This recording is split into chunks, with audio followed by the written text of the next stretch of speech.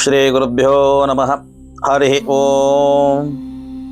ಜನ್ಮಗತಗತಿಚಾರಣಂ ಭವಿಷ್ಯಂತಂ ಜ್ಯೋತಿರ್ವಿದ್ಯಾನಂ ಸಮಸ್ತಪುರಹಿತಾನಾಂ ಲಿಖ್ಯತೆ ಶಾಸ್ತ್ರಪುರಾಣಾಂ ಅಜ್ಞಾನತಿಮಿರಾಂಧಸ್ಯ ಜ್ಞಾನಾಂಜನಶಲಾಕಜಾಂ ಚಕ್ಷುರಂ ಮೀಲಿತಂ ಯೇನ ತಸ್ಮೈ ಶ್ರೀ ಗುರವೇ ನಮಃ.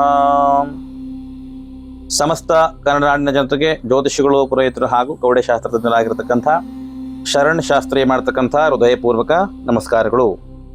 ಆತ್ಮೀಯ ವೀಕ್ಷಕ ಬಂಧುಗಳೇ, ಎಲ್ಲರೂ ಹೇಗಿದ್ದೀರಿ?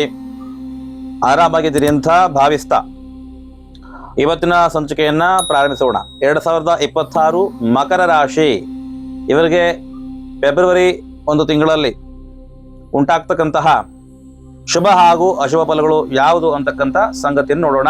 ಯಾರ್ಯಾರೆಲ್ಲ ಮಕರ ರಾಶಿಯವರಿದ್ದೀರಿ ಒಂದು ವಿಡಿಯೋವನ್ನ ಎಂಟು ತನಕ ನೋಡಿ ಅಂತ ಹೇಳ್ತಾ, ಮಕರ ರಾಶಿಗೆ ಶನಿ ಅಧಿಪತಿ ಇರತಕ್ಕಂಥದ್ದು. ಶನಿ ಸ್ವಾಮಿ ಅಂತಕ್ಕಂಥವ್ರು ತಮಗೆಲ್ಲರೂ ಗೊತ್ತಿರೋ ಹಾಗೆ ಇವರಿಗೆ ಶನೇಶ್ವರ ಹೇಳಿ ಕರೀತಾರೆ. ಮೃತ್ಯುಕಾರಕ ಮತ್ತೆ ಕರ್ಮಕಾರಕ. ನಾವು ಮಾಡ್ತಕ್ಕಂಥ ಕರ್ಮದ ಆಧಾರದ ಮೇಲೆ, ಅಂದ್ರೆ ಕೆಲಸಗಳ ಆಧಾರದ ಮೇಲೆ ನಮಗೆ ಫಲವನ್ನು ಕೊಡ್ತಕ್ಕಂಥವನು. ಕಲಿಯುಗದಲ್ಲಿ ಸಾಕಷ್ಟು ಕರ್ಮದ ಆಧಾರದ ಮೇಲೇನೆ ಫಲಗಳು ಪ್ರಾಪ್ತವಾಗತಕ್ಕಂಥದ್ದು. ಅಂತಹ ಫಲ ಕೊಡ್ತಕ್ಕಂಥವನೇ ಶನೇಶ್ವರ ಸ್ವಾಮಿ. ಅಂತಹ ರಾಶಿ ಅಧಿಪತಿ ಆಗಿರ್ತಕ್ಕಂಥವನು ಶನೇಶ್ವರ. ಅಂತಹ ರಾಶಿ ಆಗಿರ್ತಕ್ಕಂಥದ್ದು ಮಕರ ರಾಶಿ. ಮಕರ ರಾಶಿಯವರಿಗೆ 2026 ಫೆಬ್ರವರಿ ತಿಂಗಳು ಯಾವ ರೀತಿಯಾದಂತಹ ಫಲಗಳು ಪ್ರಾಪ್ತವಾಗುತ್ತೆ ಅಂತಕ್ಕಂಥ ವಿಚಾರವನ್ನ ಈಗ ತಿಳ್ಕೊಳ್ಳೋಣ. ಮೊದಲಿಗೆ ಮಕರ ರಾಶಿಯವರಿಗೆ ಈ ಒಂದು ತಿಂಗಳಲ್ಲಿ ಉತ್ತಮವಾಗಿರ್ತಕ್ಕಂಥ ಆಸ್ತಿ ಸಿಗ್ತಕ್ಕಂಥದ್ದು, ಅದರಿಂದ ಲಾಭ ಉಂಟಾಗೋ ಸಾಧ್ಯತೆ ಇದೆ. ವಿಶೇಷವಾಗಿ ಸ್ತ್ರೀ ಕಡೆಯಿಂದ, ಅಂದ್ರೆ ನಿಮ್ಮ ಒಂದು ಮಡದಿ ಅಥವಾ ಹೆಂಡತಿಯ ಮನೆ ಕಡೆಯಿಂದ ಏನು ಕೇಳಿದ್ರೆ ಆಸ್ತಿ ಸಿಗ್ತಕ್ಕಂಥದ್ದು, ಜಮೀನು ಸಿಗ್ತಕ್ಕಂಥದ್ದು, ಅದರಿಂದ ಹಣಕಾಸಿನ ಲಾಭವಾಗ್ತಕ್ಕಂಥ ಸಾಧ್ಯತೆ ಹೆಚ್ಚಾಗಿ ಇರತಕ್ಕಂಥದ್ದು. ಹಣಕಾಸಿನ ಅನುಕೂಲತೆಗಳು ಹೆಚ್ಚಾಗಿ ಈ ಒಂದು ತಿಂಗಳಲ್ಲಿ ನಿಮಗೆ ಕಂಡು ಬರುತ್ತೆ. ಜೊತೆಗೆ ಬೇರೆ ಬೇರೆ ವಿಚಾರಗಳಿಗೆ ಸಂಬಂಧಪಟ್ಟ ಹಾಗೆ ಉಡುಗೊರೆಗಳು ನಿಮ್ಮನ್ನ ಹುಡುಕೊಂಡು ಬರುತ್ತೆ. ನಿಮ್ಮನ್ನ ನೋಡ್ಲಿಕ್ಕೆ ಬೇರೆ ಬೇರೆ ವಿಚಾರಗಳಲ್ಲಿ ನಿಮ್ಮನ್ನ ಸಂತೋಷ ಪಡಿಸ್ಲಿಕ್ಕಾಗಿ ಉಡುಗೊರೆಗಳನ್ನ ಹೆಚ್ಚಾಗಿ ಈ ಒಂದು ತಿಂಗಳಲ್ಲಿ ನೀವು ಪಡಿತೀರಿ, ಬೇರೆ ಬೇರೆ ವಿಚಾರಗಳಿಗೆ ಸಂಬಂಧಪಟ್ಟ ಹಾಗೆ.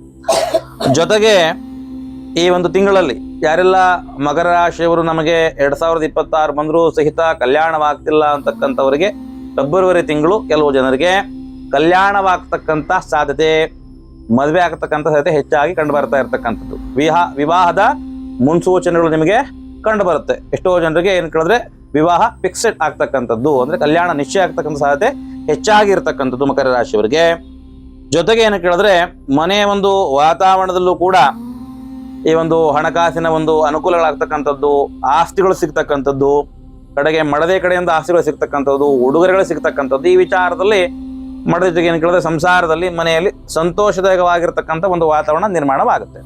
ಆದರೆ ಮಕರ ರಾಶಿಯವರ ಒಂದು ಕೆಟ್ಟ ಗುಣ ಏನಪ್ಪಾ ಅಂದ್ರೆ ದುರ್ವರ್ತನೆಗಳಿಂದ ಕೂಡಿರ್ತಕ್ಕಂಥದ್ದು, ಸ್ವಲ್ಪ ಮುಂಗೋಪ. ಜೊತೆಗೆ ಏನು ಕೇಳಿದ್ರೆ ತಮ್ಮ ಒಂದು ವರ್ತನೆಗಳನ್ನ ಸರಿಪಟ್ಟುಕೊಳಿಸದೇ ಇದ್ದಲ್ಲಿ ಕೋಪ ಮಾಡ್ಕೊಳ್ತಕ್ಕಂಥದ್ದು, ಅನುಮಾನ ಪಟ್ಟಿರ್ತಕ್ಕಂಥದ್ದು, ಕಠೋರವಾಗಿ ಮಾತನಾಡ್ತಕ್ಕಂಥದ್ದು, ಈ ರೀತಿಯಂತಹ ಅಸಹನೆ ಮತ್ತು ಕೆಟ್ಟ ವರ್ತಗಳನ್ನ ಸರಿಪಡಿಸ್ಕೊಂಡಿಲ್ಲ ಅಂತಂದ್ರೆ ಈ ತಿಂಗಳಲ್ಲಿ ನಿಮ್ಗೆ ಏನು ಕೇಳಿದ್ರೆ ನಿಷ್ಠೂರವಾಗಿರ್ತಕ್ಕಂಥ ಮಾತುಗಳನ್ನ ಆಡ್ತಕ್ಕಂಥದ್ದು, ಇದರಿಂದ ಎಷ್ಟೋ ರೀತಿಯಾದಂತಹ ಸಂಬಂಧಗಳು ಹಾಳಾಗ್ತಕ್ಕಂಥ ಸಾಧ್ಯತೆ ಇದೆ. ಸ್ನೇಹಿತರು, ಬಂಧುಗಳನ್ನ ಕಳೆದುಕೊಳ್ತಕ್ಕಂಥ ಸಾಧ್ಯತೆ ಹೆಚ್ಚಾಗಿ ಕಂಡು ಬರತಕ್ಕಂಥದ್ದು. ಹೆಚ್ಚಾಗಿ ಸ್ನೇಹಿತರ ಜೊತೆಗೆ ಅಂದ್ರೆ ಫ್ರೆಂಡ್ಸ್ ಜೊತೆಗೆ ಜಗಳ ಆಗೋ ಸಾಧ್ಯತೆ ತುಂಬಾ ಇದೆ. ಹಾಗಾಗಿ ನಿಮ್ಮ ಆತ್ಮೀಯರ ಜೊತೆಗೆ ಆದಷ್ಟು ಸಂತೋಷದಿಂದ ಇರಲಿಕ್ಕೆ ಪ್ರಯತ್ನ ಪಡಿ, ಅವರ ದ್ವೇಷವನ್ನ ಕಟ್ಟಿಕೊಳ್ಳಿಕ್ಕೆ ಹೋಗಬೇಡಿ. ಜೊತೆಗೆ ಇನ್ನು ವಿದ್ಯಾರ್ಥಿಗಳಿಗೆ ಸಂಬಂಧಪಟ್ಟ ಹಾಗೆ ಸ್ವಲ್ಪ ಏಕಾಗ್ರತೆಯನ್ನು ಕಳೆದುಕೊಳ್ತಕ್ಕಂಥದ್ದು. ಮಕರ ರಾಶಿಯವರು ಯಾರೆಲ್ಲ ಓದ್ತಾ ಇದ್ರೆ ಸ್ವಲ್ಪ ಏಕಾಗ್ರತೆ ಕಡಿಮೆ ಆಗುತ್ತೆ. ಹಾಗಾಗಿ ಸಾಧ್ಯವಾದರೆ ಗುರುಗಳನ್ನು ಹೆಚ್ಚೆಚ್ಚಾಗಿ ಆರಾಧನೆ ಮಾಡಿ ಏಕಾಗ್ರತೆ ಬರುತ್ತೆ. ಇನ್ನು ವ್ಯವಹಾರ ದೃಷ್ಟಿಯಿಂದ ಸ್ವಲ್ಪ ಜಾಗರೂಕರಾಗಿ ಇರಬೇಕಾಗುತ್ತೆ ಅಂತ ಬರ್ತಾ ಇದೆ. ಎಚ್ಚರಿಕೆಯನ್ನು ವಹಿಸಬೇಕು. ವ್ಯವಹಾರ ದೃಷ್ಟಿಯಿಂದ ಎಚ್ಚರಿಕೆಯನ್ನ ವಹಿಸ್ತಕ್ಕಂಥದ್ದು. ಜೊತೆಗೆ ಏನು ಕೇಳಿದ್ರೆ ದುಂದು ವೆಚ್ಚಗಳು ಹೆಚ್ಚಾಗತಕ್ಕಂಥ ಸಾಧ್ಯತೆ ಹೆಚ್ಚಾಗಿದೆ. ಏನು ಉಚಿತವಾಗಿ ಬರ್ತಕ್ಕಂಥ ಹಣಕಾಸು ಏನಿದೆ, ಹೆಂಡತಿಯ ಮನೆಯಿಂದ ಆಗಿರ್ಬೋದು, ಬೇರೆ ಬೇರೆ ಹಣದ ಅವಕಾಶಗಳು ಹುಡುಗಗಳು ಬರುತ್ತಲ್ಲ, ಈ ವಿಚಾರದಾಗೆ ಸ್ವಲ್ಪ ಹಣದ ವ್ಯಾಲ್ಯೂ ಕಡಿಮೆ ಆಗ್ಬಿಟ್ಟು ಅದನ್ನ ದುಂದು ವೆಚ್ಚ ಮಾಡುವಲ್ಲಿ ನಿಮ್ಮನ್ನು ನೀವು ತೊಡಗಿಸ್ತಕ್ಕಂಥ ಸಾಧ್ಯತೆ ಹೆಚ್ಚಾಗಿ ಬರ್ತಕ್ಕಂಥದ್ದು. ಮತ್ತೆ ಆ ದುಂದು ವೆಚ್ಚವನ್ನು ಮಾಡಿ ಹಣವನ್ನು ಕೂಡ ಕಳೆದುಕೊಳ್ತಕ್ಕಂಥ ಸಾಧ್ಯತೆ ಹೆಚ್ಚಾಗಿರ್ತಕ್ಕಂಥದ್ದು. ಜೊತೆಗೆ ಸಾಲವನ್ನು ಮಾಡ್ತಕ್ಕಂಥ ಹೆಚ್ಚಿನ ಅವಕಾಶಗಳಿದೆ. ಹಾಗಾಗಿ ಜಾಗರೂಕತೆಯಿಂದ ನಿಯಮಿತವಾಗಿ ಹಣವನ್ನ ಖರ್ಚು ಮಾಡಿ, ಇಲ್ಲವಾದಲ್ಲಿ ಕಷ್ಟವಾಗುತ್ತೆ. ಇನ್ನು ಬೇರೆ ಬೇರೆ ವಾಹನ ಚಾಲಕರು, ಡ್ರೈವರ್ ಕೆಲಸ ಮಾಡ್ತಕ್ಕಂಥವ್ರು, ಬೇರೆ ಬೇರೆ ಒಂದು ವಾಹನಗಳ ಚಲಾವಣೆ ಮಾಡ್ತಕ್ಕಂಥವ್ರು ಸ್ವಲ್ಪ ಎಚ್ಚರಿಕೆಯಿಂದಿರಬೇಕು. ಯಾಕಂದ್ರೆ ಮೃತ್ಯುಕಾರಕ ಶನಿ, ಆಗ ಅಧಿಪತಿ ಕೂಡ ಶನಿ ಆಗಿರೋದ್ರಿಂದ ಮಕರ ರಾಶಿಯವರಿಗೆ ಈ ವಾಹನ ಅಪಘಾತಗಳು ಕೂಡ ಆಗ್ತಕ್ಕಂಥದ್ದು. ಅದರಿಂದ ಏನು ಕೇಳಿದ್ರೆ ದೇಹದ ಅಂಗಾಂಗಗಳು ನಾಶವಾಗ್ತಕ್ಕಂಥದ್ದು, ಶಾರೀರಿಕವಾಗಿ ದುರ್ಲಭ ಆಗ್ತಕ್ಕಂಥದ್ದು, ಜೊತೆಗೆ ಹಣಕಾಸನ್ನು ಕೂಡ ಕಳ್ಕೊಳ್ತಕ್ಕ ಸಾಧ್ಯತೆ ಹೆಚ್ಚಾಗಿರುತ್ತೆ. ಹುಷಾರಾಗಿರ್ಬೇಕು. ಇನ್ನು ಶಾರೀರಿಕವಾಗಿ ನೋಡಿದ್ರೆ ಆರೋಗ್ಯ ಸಂಬಂಧಪಟ್ಟಂತಹ ಸಮಸ್ಯೆಗಳು ಹೆಚ್ಚಾಗಿ ನಿಮ್ಮನ್ನ ಕಾಡುತ್ತೆ. ಅದರಲ್ಲೂ ಈ ಕ್ಯಾನ್ಸರ್ ಕಾರಕ ಸಮಸ್ಯೆಗಳು, ರಕ್ತಕ್ಕೆ ಸಂಬಂಧಪಟ್ಟ ಸಮಸ್ಯೆಗಳು ಹೆಚ್ಚಾಗಿ ಕಾಡ್ತಕ್ಕ ಸಾಧ್ಯತೆ ಇದೆ. ಹಾಗಾಗಿ ಆರೋಗ್ಯದ ಬಗ್ಗೆ ಗಮನ ಹರಿಸಬೇಕು.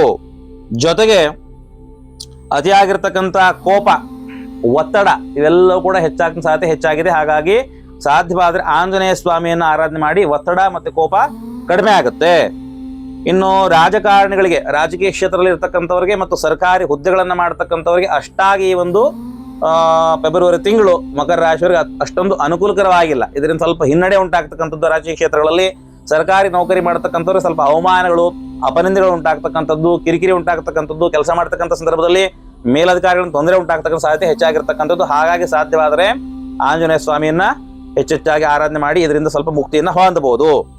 ಇನ್ನು ಬೇರೆ ಬೇರೆ ಕೆಲಸಗಳಿಗೆ ಸಂಬಂಧಪಟ್ಟ ಹಾಗೆ ನೋಡೋದಾದ್ರೆ ಏನಪ್ಪಾ ಕೇಳಿದ್ರೆ, ಬೇರೆ ಬೇರೆ ಖನಿಜಗಳನ್ನ, ಬಂಗಾರ, ಬೆಳ್ಳಿ, ಒಡವೆ ವಸ್ತ್ರ ಇವುಗಳನ್ನ ಮಾರತಕ್ಕಂಥವ್ರಿಗೆ ಏನು ಅಂತ ನಷ್ಟ ಏನು ಸಂಭವಿಸೋದಿಲ್ಲ. ಅವರಿಗೆ ಉತ್ತಮವಾಗಿರ್ತಕ್ಕಂಥ ಲಾಭ ಪ್ರಾಪ್ತವಾಗುತ್ತೆ. ಇನ್ನು ಷೇರು ಮಾರುಕಟ್ಟೆಯಲ್ಲಿ ಹಣವನ್ನು ಹೂಡಿಕೆ ಮಾಡ್ತಕ್ಕಂಥವ್ರು, ಬೇರೆ ಬೇರೆ ಏನು ಕೇಳಿದ್ರೆ ಮಾರ್ಕೆಟಿಂಗ್ಗಳಿಗೆ ಹಣವನ್ನ ಹೂಡಿಕೆ ಮಾಡ್ತಕ್ಕಂಥವ್ರಿಗೆ, ಪಾಲುಗಾರಿಕೆ ಕೆಲಸವನ್ನ ಮಾಡ್ತಕ್ಕಂಥವ್ರಿಗೆ ಸ್ವಲ್ಪ ಅನಾನುಕೂಲ, ಲಾಸ್ ಆಗ್ತಕ್ಕಂಥದ್ದು, ಕೈ ಸುಟ್ಟುಕೊಳ್ತಕ್ಕಂಥದ್ದು, ಬಿಸ್ನೆಸ್ ಅಲ್ಲಿ ಲಾಸ್ ಆಗ್ತಕ್ಕಂಥ ಸಾಧ್ಯತೆ ಇರತಕ್ಕಂಥದ್ದು. ಹಾಗೆ ಎಚ್ಚರಿಕೆಯಿಂದ ಇವೆಲ್ಲ ನೋಡ್ಕೊಂಡು ಮಾಡ್ಬೇಕಾಗತ್ತೆ.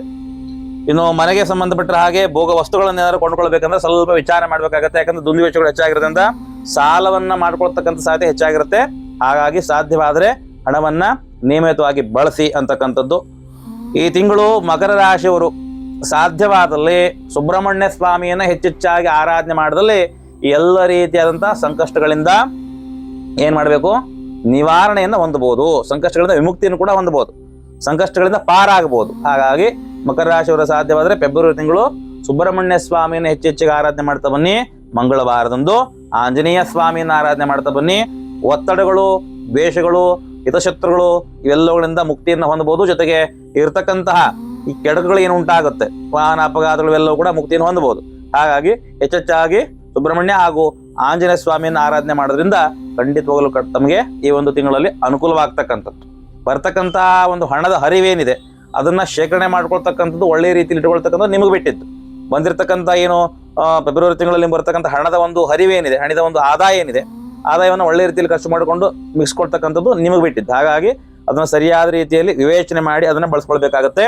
ಹಾಗಾಗಿ ಮಾಡ್ತಕ್ಕಂಥ ಕೆಲಸದಲ್ಲೂ ಕೂಡ ಸ್ವಲ್ಪ ತಾಳ್ಮೆಯಿಂದ ವ್ಯವಹರಿಸಿದಲ್ಲಿ, ಮತ್ತೆ ಆತ್ಮೀಯರ ಜೊತೆಗೆ, ಸ್ನೇಹಿತರ ಜೊತೆಗೆ ನಿಮ್ಮ ಸಂಬಂಧವನ್ನ ಒಳ್ಳೆ ರೀತಿಯಲ್ಲಿ ಇಟ್ಕೊಳ್ಳೋ ಜೊತೆಗೆ ಏನಾಗುತ್ತೆ ಅಂದ್ರೆ ಈ ತಿಂಗಳು ನಿಮಗೆ ಶುಭಫಲಗಳನ್ನ ನೀವು ಹೆಚ್ಚಾಗಿ ಕಾಣಬಹುದು. ಇದಿಷ್ಟು ಮಕರ ರಾಶಿಯವರಿಗೆ ಫೆಬ್ರವರಿ ತಿಂಗಳಲ್ಲಿ ಸಂಭವಿಸಬಹುದಂತ ಉತ್ತಮವಾಗಿರ್ತಕ್ಕಂಥ ಫಲಗಳಾಗಿದೆ. ಇನ್ನು ಮುಂದಿನ ಒಂದು ಸಂಚಿಕೆಯಲ್ಲಿ ಮತ್ತೊಂದು ರಾಶಿ ಕುರಿತಾಗಿ, ಮತ್ತೊಂದು ಮಾಸದ ಕುರಿತಾಗಿ ಒಂದಿಷ್ಟು ಮಾಹಿತಿಯನ್ನು ಕೊಡ್ತೀನಿ ಅಂತ ಹೇಳ್ತಾ ಈ ಸಂಚಿಕೆ ಇಲ್ಲಿಗೆ ಸಂಪೂರ್ಣ ಮಾಡ್ತಾ ಇದ್ದೀನಿ. ಎಲ್ಲರಿಗೂ ಒಳ್ಳೇದಾಗ್ಲಿ.